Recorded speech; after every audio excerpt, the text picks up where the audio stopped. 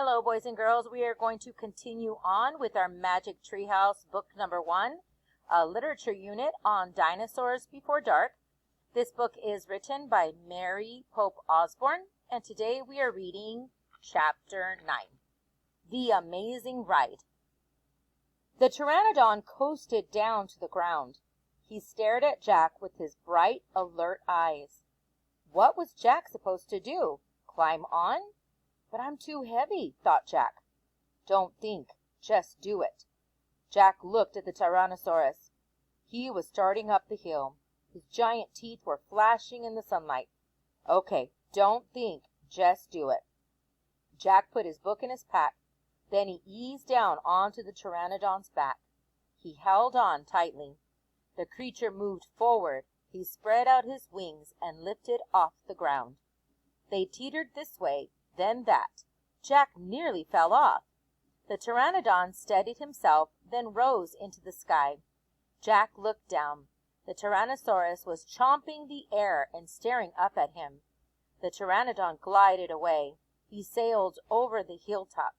He circled over the valley, over all the nests filled with babies, over all the giant duck-billed dinosaurs. Then the Pteranodon soared out over the plain, over the Triceratops who was grazing in the high grass. It was amazing. It was a miracle. Jack felt like a bird, as light as a feather. The wind was rushing through his hair. The air smelled sweet and fresh. He whooped. He laughed. Jack couldn't believe it. He was riding on the back of an ancient flying reptile. The Pteranodon sailed over the stream, over the ferns and bushes. Then he carried Jack down to the base of the oak tree. When they came to a stop, Jack slid off the creature's back and landed on the ground. Then the Pteranodon took off again and glided into the sky. "Bye, Henry," whispered Jack. "Are you okay?" Annie shouted from the treehouse. Jack pushed his glasses into place. He kept staring up at the Pteranodon. "Jack, are you okay?" Annie called. Jack looked up at Annie. He smiled. "Thanks for saving my life," he said. "That was really fun." "Climb up," said Annie. Jack tried to stand. His legs were wobbly. He felt a bit dizzy. "Hurry," shouted Annie. "He's coming." Jack looked around. The Tyrannosaurus was heading straight toward him. Jack bolted to the ladder. He grabbed the sides and started up. "Hurry! Hurry!" screamed Annie.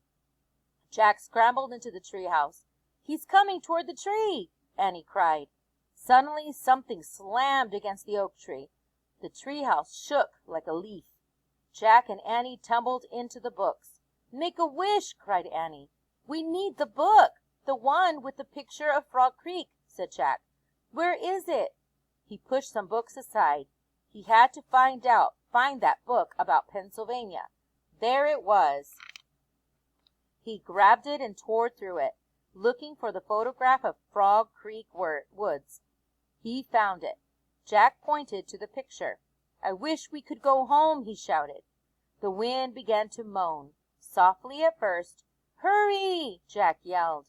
The wind picked up. It was whistling now. The treehouse started to spin. It spun faster and faster. Jack closed his eyes. He held on tightly to Annie. Then everything was still. Absolutely still. All right, check back for Chapter 10.